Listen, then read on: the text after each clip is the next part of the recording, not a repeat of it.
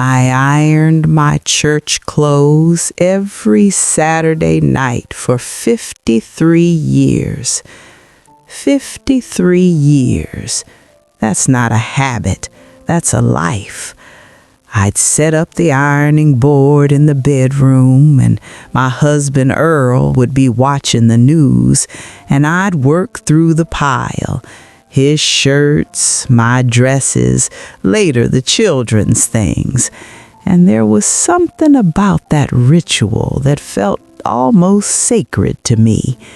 The steam rising, the smell of the hot cotton, knowing that tomorrow morning we'd all walk in together, pressed and ready. I want you to understand that before I tell you anything else, before I tell you what changed or when or why I eventually stopped walking through those doors, I want you to understand what those doors meant to me for most of my life. I didn't stop going because I stopped believing.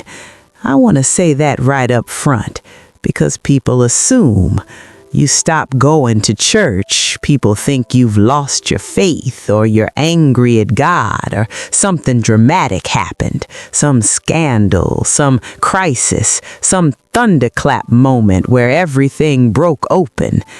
That's not my story. My story is quieter than that, and I think the quiet ones are the ones that don't get told enough. I grew up in the church the way some children grow up near a river. It was just there. It shaped the landscape of everything. My grandmother was a church mother. You know what I mean when I say church mother, don't you? Those women who had a specific pew that was their pew, who wore white on the fifth Sunday, who could silence a room full of children with one look. No words needed, just the look. My grandmother had the look. We went every Sunday, not occasionally, not when we felt like it. Every Sunday, the way you eat breakfast and draw breath. It was not negotiable, and it was not discussed. You got up, you got dressed, and you went. And I loved it. I want to be honest about that, too. I genuinely loved it. I loved the music most of all. There's something that happens in a room when people who know the same song start singing it together. Something opens up. The choir at our church, Greater Bethel on Dunmore Street, that choir could take the top of your head off.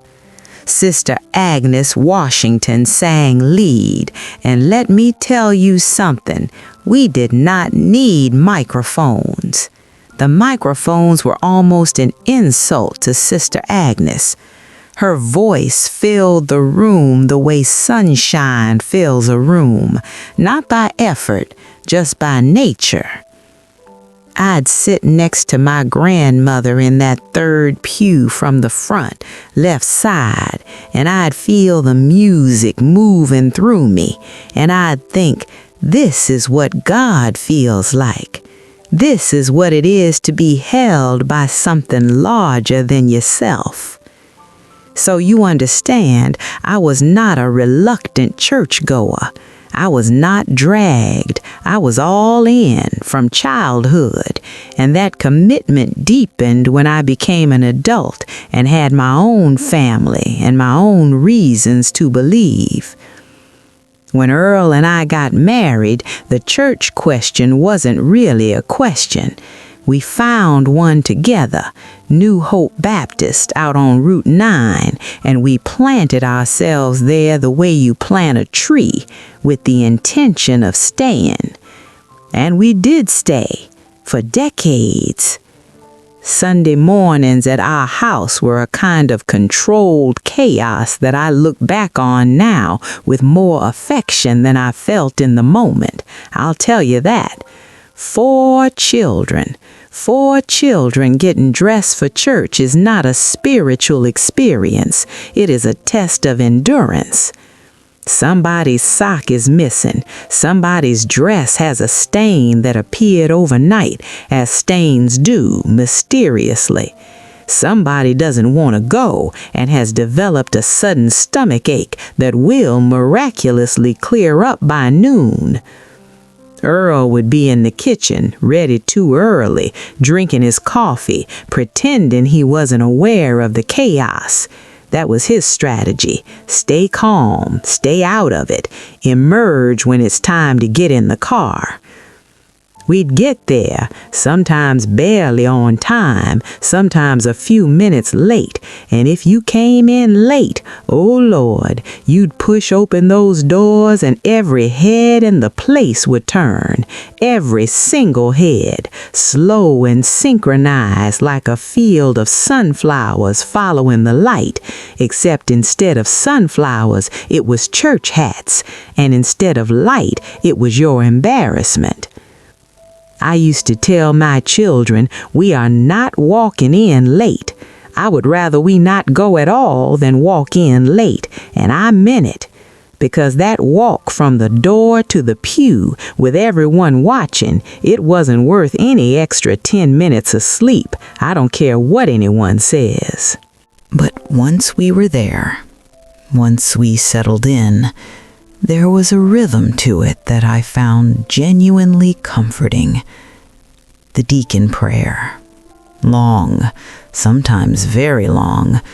Sometimes you'd wonder if the deacon had lost the thread of where he was going, and you'd open one eye just slightly to see if anyone else was wondering the same thing, and you'd catch Sister Lorraine doing the same thing, and you'd both look back down quickly and pretend. The announcements. Lord, the announcements. The building fund. The building fund that went on for 11 years.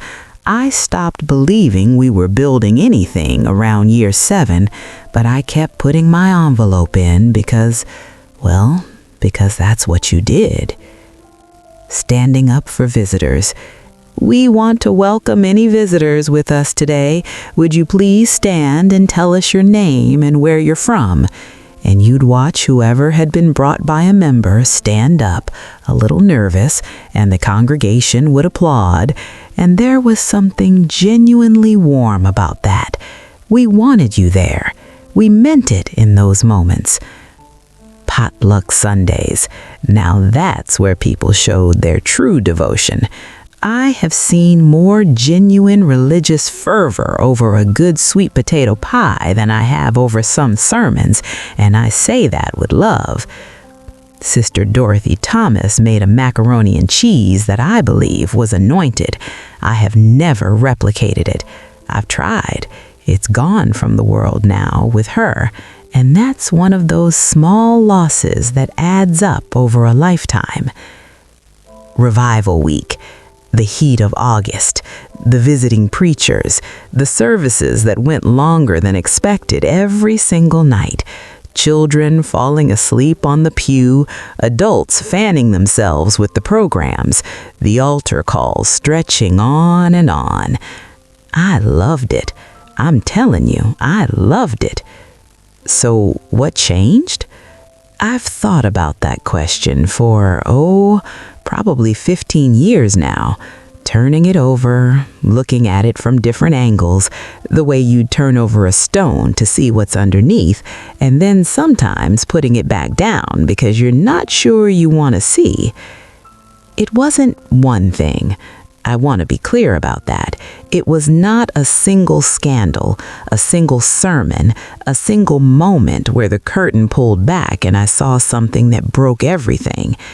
It was more like water and stone, the way water eventually shapes stone, not through force, but through consistency, through showing up day after day with the same gentle pressure until one day you look and the stone is different than it used to be. I stayed, of course. You stay. Back in my day, you just endured. That was the understanding. You endured your pastor's long Sundays. You endured the leadership decisions you didn't agree with. You endured the people who wore their faith on Sunday and took it off on Monday. That was not a reason to leave. That was the human condition. That's what we were told, and mostly I believed it. And I believed it because I didn't want to be someone who left. Leaving felt like, I used to say it felt like divorce, not from God, from a whole community, from the women who knew my children's names, from the deacons who had stood up at my wedding, from the building itself, which held decades of memory in its walls, my grandmother's funeral, my children's baptisms, all of it layered in there like sediment. And I was afraid of what people would say. I know that's not a noble reason to stay, but it's an honest one. The whispers that follow someone who stops coming. I'd heard them about others. Did you hear about the Hendersons? They stopped coming, said in that tone that carries a verdict without stating one. I didn't want to be the Hendersons, so I stayed.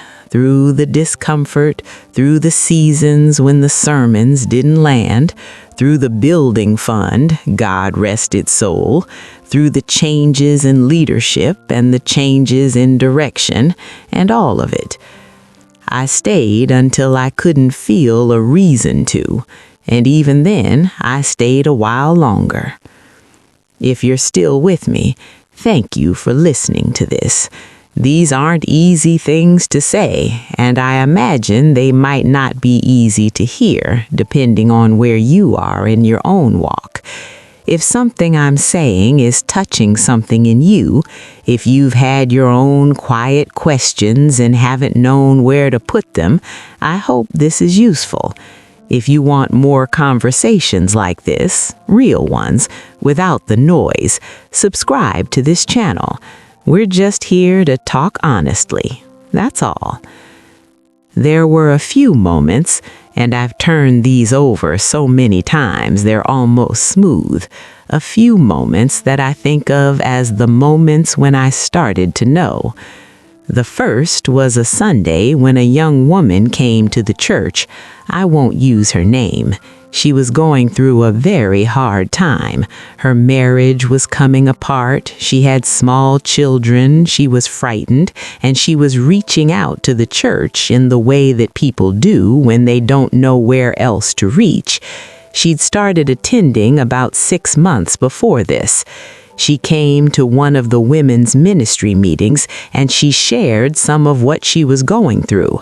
And the response from the room, it wasn't cruel, it wasn't, but it was managed. It was careful.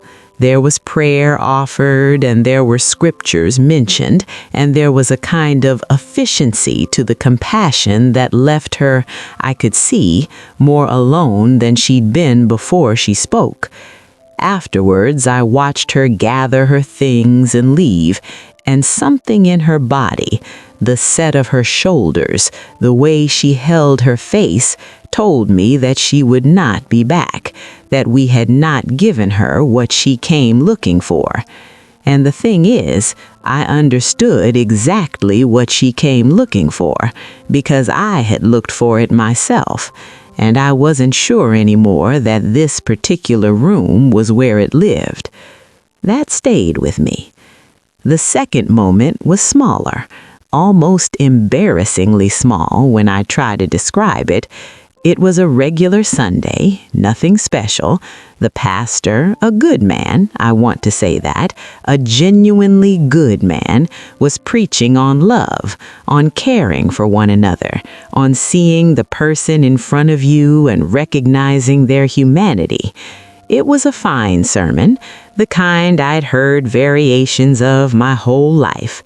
and as I sat there listening, I watched across the aisle as one of the ushers, a younger man, important feeling in his role, stepped very deliberately around an older gentleman who was having some trouble with his walker, navigating to his seat, didn't offer a hand, didn't slow down, just moved around him the way you move around furniture. And the pastor was still talking about love. And something in me went very still. I don't know if that usher was having a hard day. I don't know what was in his heart. I am not his judge. But I sat there in my pressed clothes on my usual pew, and I thought, I am watching a sermon about love delivered to a room full of people, and what I'm seeing is this small, ordinary failure of it. And then I thought, how many times have I been the usher? That question rattled around in me for months. The actual last Sunday came not long after that. It came on an ordinary morning, not a bad sermon, not a conflict, not a dramatic anything. I sat down in the pew, and the service began. And about 40 minutes in, I became aware of something that I probably had known for longer than I wanted to admit. I felt nothing. Not anger, not peace, not the old familiar sense of being in the right place. Nothing. I was going through the motions that once held meaning, and the meaning had, I don't know, leaked out quietly over time while you weren't watching, like a candle burns down while you're in the other room. I thought, sitting there, I am here out of duty, not devotion. And I understood finally that those two things are not the same. They can look identical from the outside.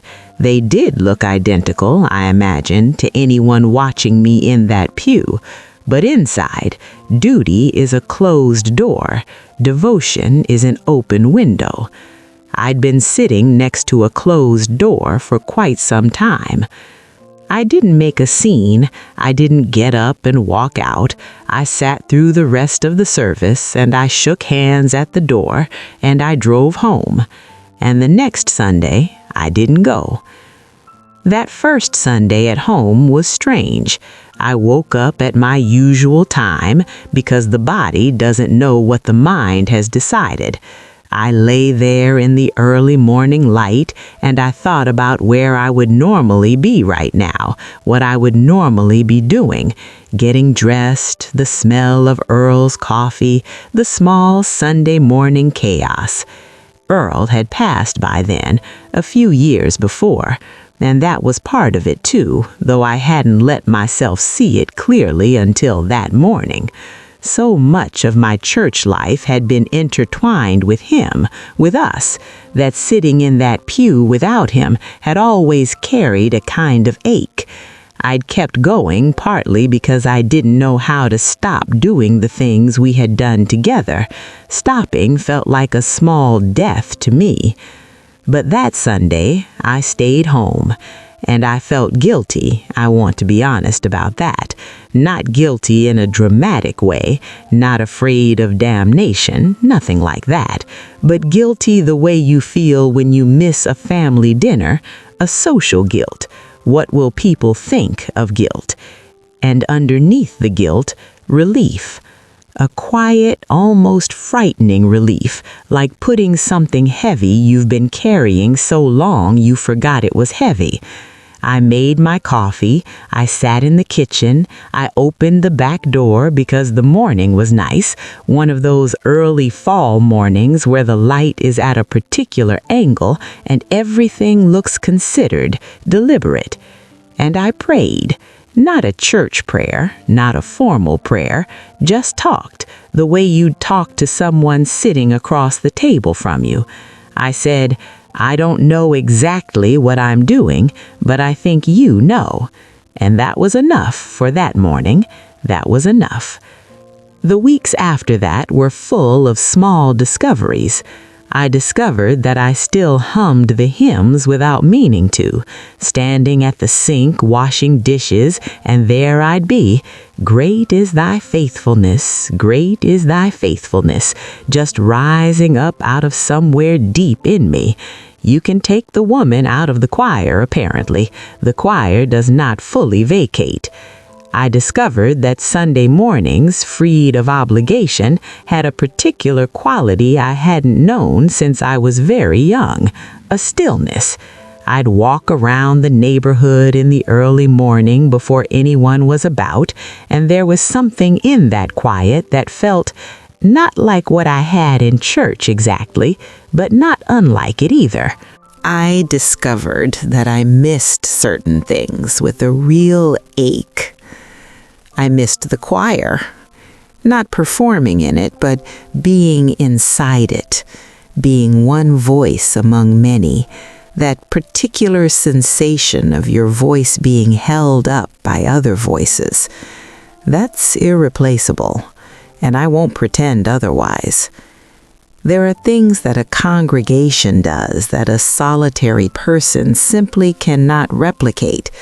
I know that. I've made my peace with it, mostly. I missed certain people, the ones who had known me for decades, who remembered things about my life that I sometimes forgot. That kind of long memory is a gift, and community holds it in a way that solitude cannot. I did not miss the politics. I did not miss the machinery. I did not miss the feeling, and I'd had it more times than I wanted to count, of being managed rather than loved. People did ask eventually why I stopped coming. I told most of them something partial and true, that I was in a season of quiet, that I was finding my way. That's not a lie, it's just not the whole story.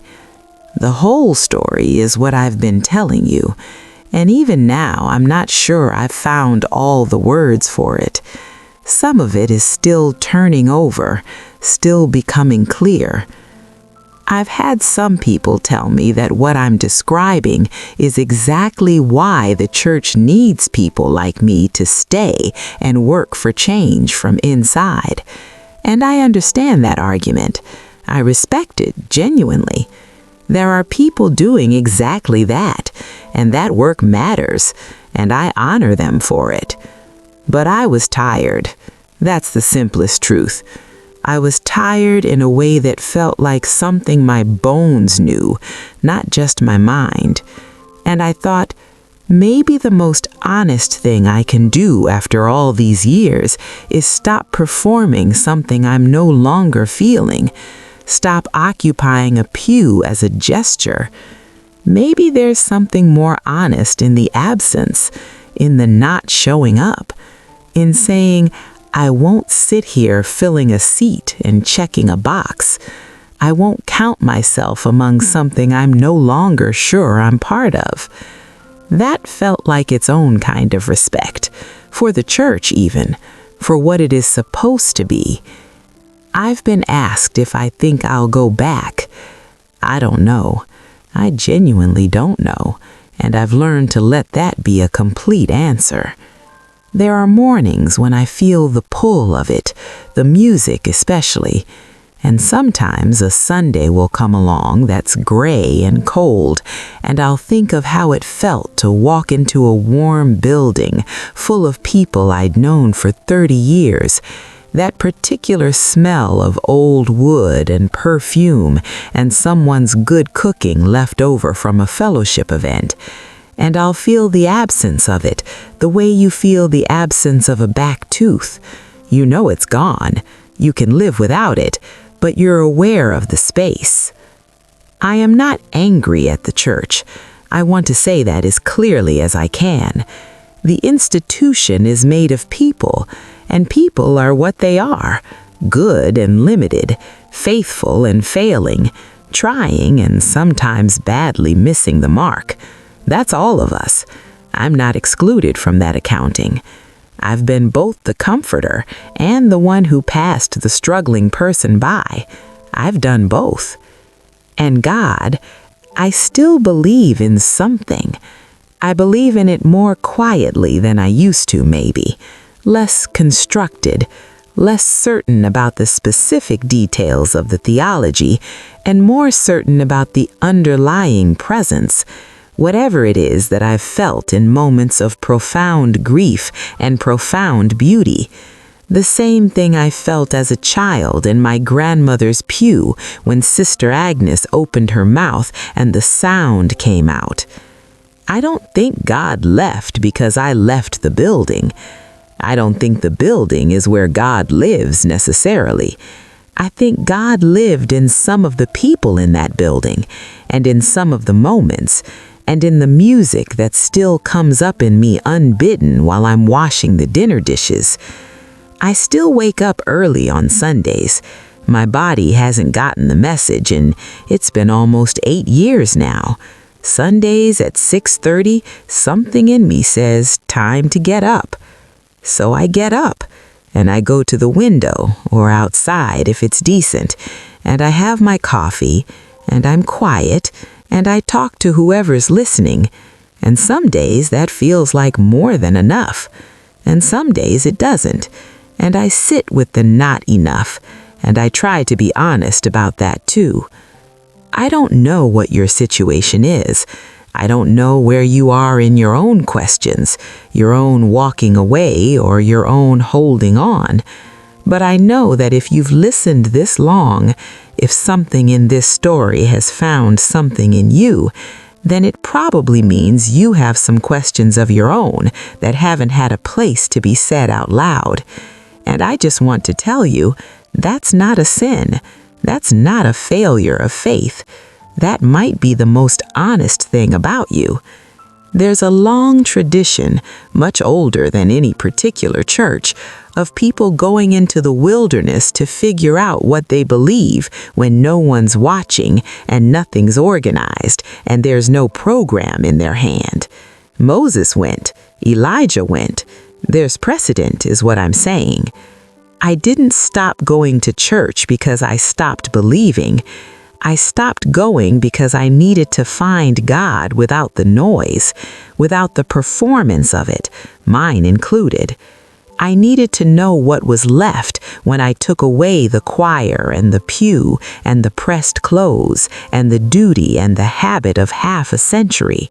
What was left was quiet, and something in the quiet, and me trying to listen more carefully than I ever did when I had somewhere to be every Sunday morning. That's where I am. That's my story. Thank you for being here with me for this. Thank you for listening to something that took me a long time to know how to say. I hope it reaches whoever it was meant to reach. And if you're somewhere in the middle of your own quiet journey, if you're in the wilderness and you're not sure what you believe or what comes next, you are not alone. You are not alone. Take your time.